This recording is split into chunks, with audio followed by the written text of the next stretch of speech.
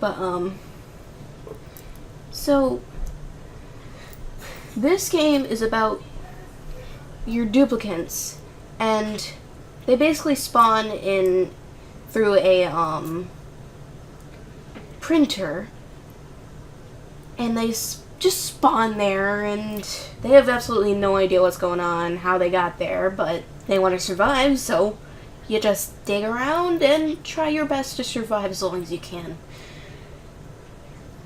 Unfortunately, in the game right now, there aren't enough resources to actually, survive fully and actually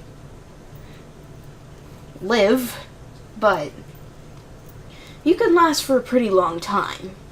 But either way, it's still in its beta, so it has a lot to fix and improve on.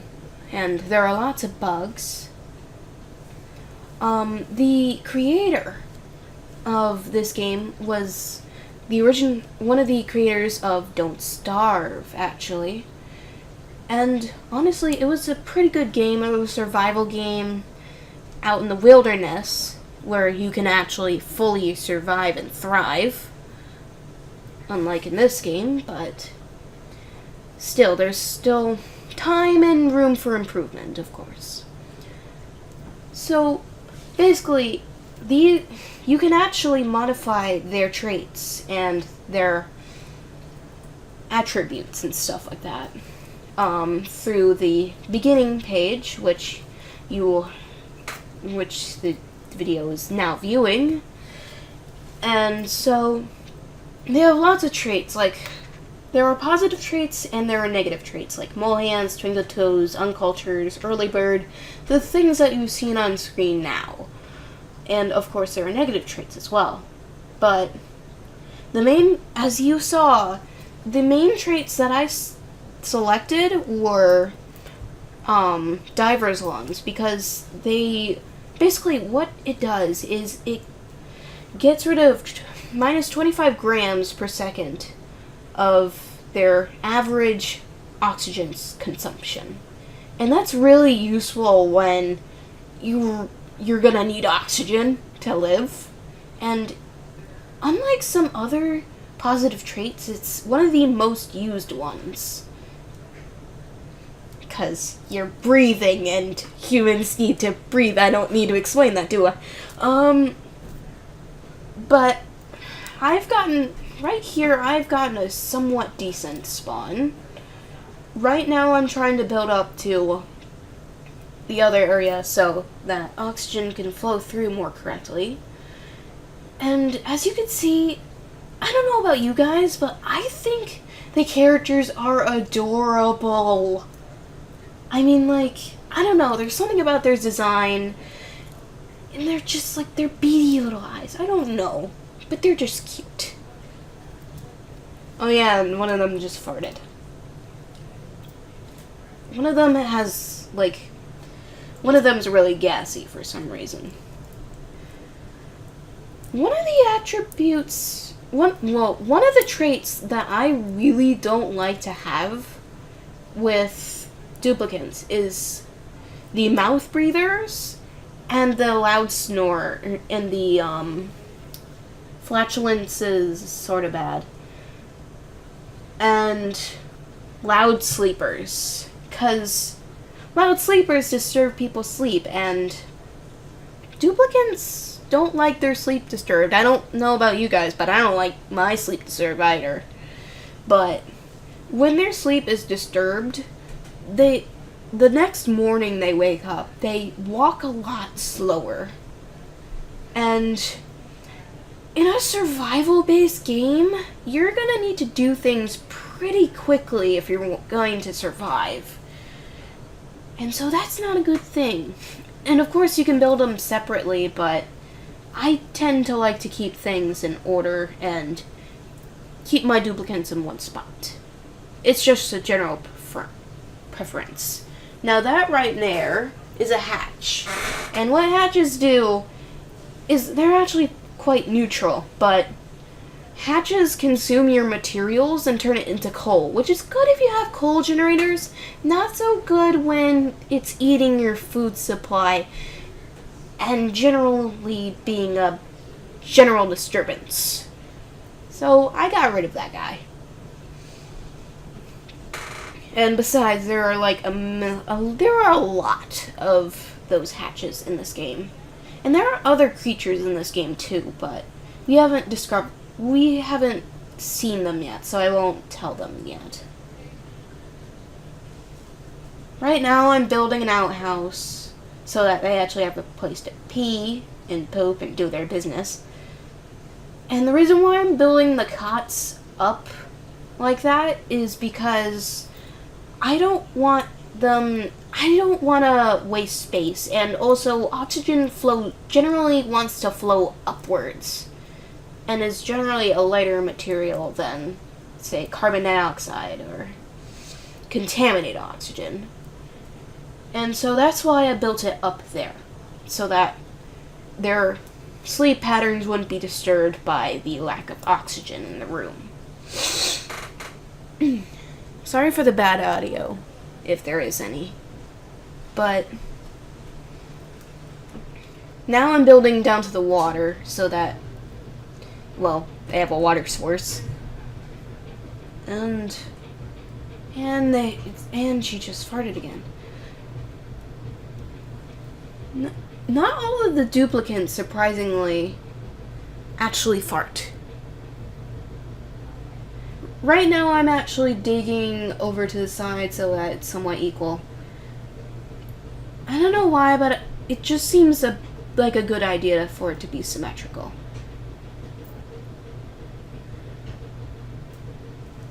I dug around by the bottom of the area to prepare for the fact that I'm gonna dig down there, and as you can see, there are plants in this game, and also temperature. Temperature is pretty important in this game because, well, the duplicants don't actually like hotness or like heat.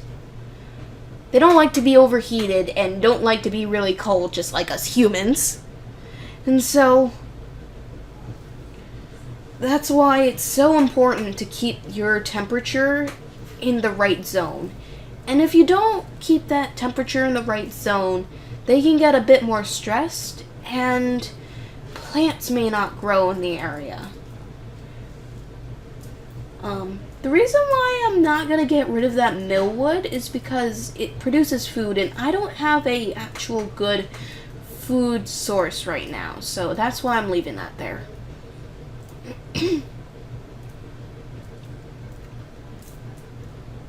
There doesn't seem to be that many glitches inside of this game, which is, or at least ones that I haven't actually ran into, which is pretty nice. So, yeah.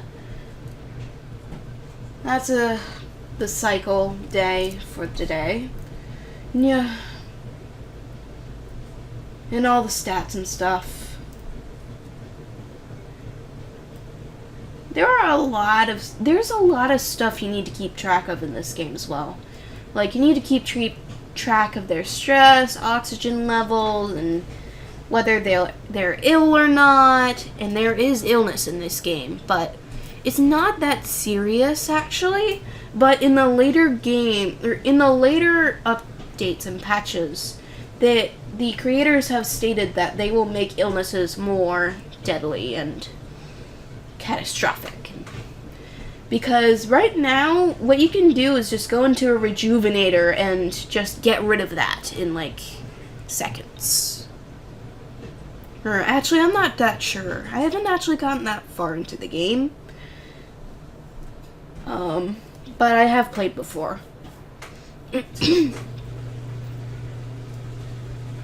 Now, I know we haven't seen this in the game yet, but there are these creatures called morbs. And what they do is, there's chlorine in this game, and what they do is they take chlorine and then turn it into contaminated oxygen. And of course, contaminated oxygen is toxic, but they can still breathe it in. So that's a good source, or that's a good way to get rid of chlorine when you don't want it.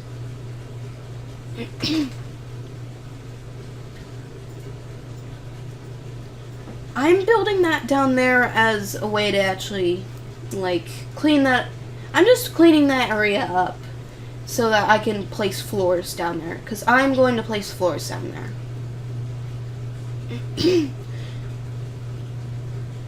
And by now you've probably noticed in the far left corner, or upper left corner, that it says that the colonists don't have a proper food source and insufficient oxygen generation. Why I'm not worried about insufficient oxygen generation right now is because, well, I mean, I'm going to produce oxygen later, so there's not really a point in worrying about it now.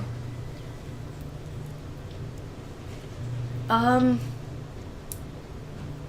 now I'm going to build a research station so that I can research stuff and get the type of research stuff that I don't have right now.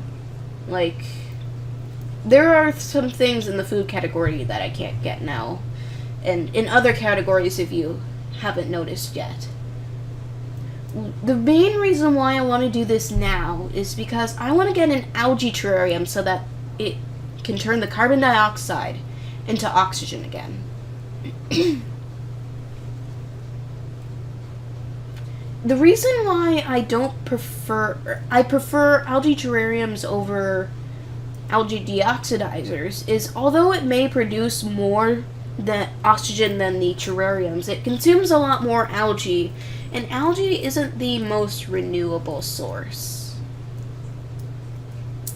It's actually kind of hard. Well, somewhat hard. You have to, well, there's a lot of algae around the area now, but of course that's going to run out. The only other way that you can get algae is by turning slime into algae. Through a machine, I don't know what it's called, but it's a machine. Of course that's not important right now, but still. It's important to conserve your resources when you can.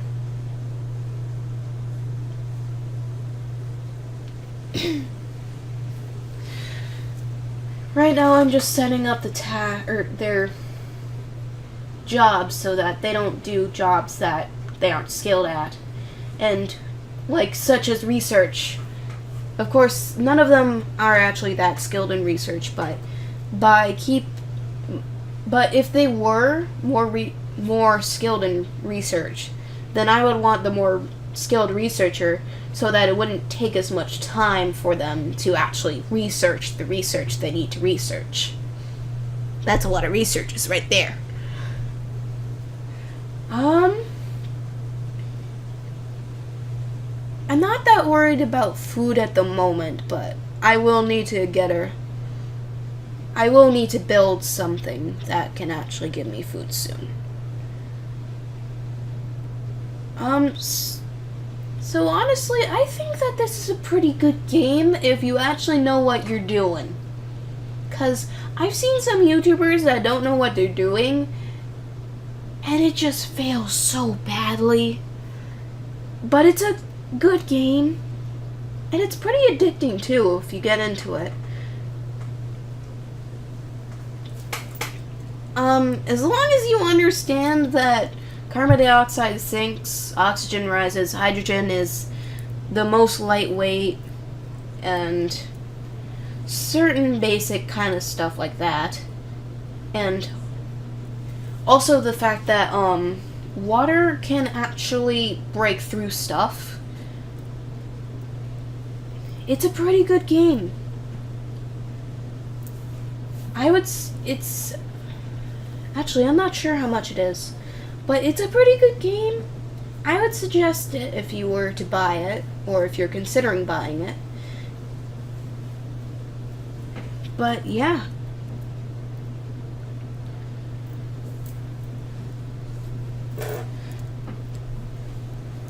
I forgot to select the research.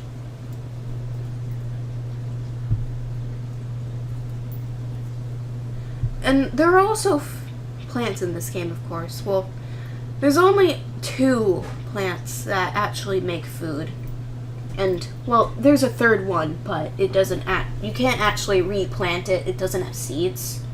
Which is kind of odd to me, honestly, because how did they end up there in the first place? But what can you do? Alright then, I'm gonna end this here.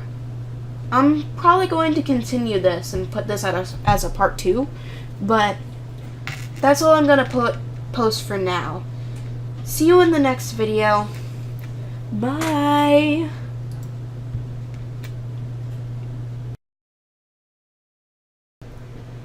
So we're still talking about things that we care about because we care about them and they're important.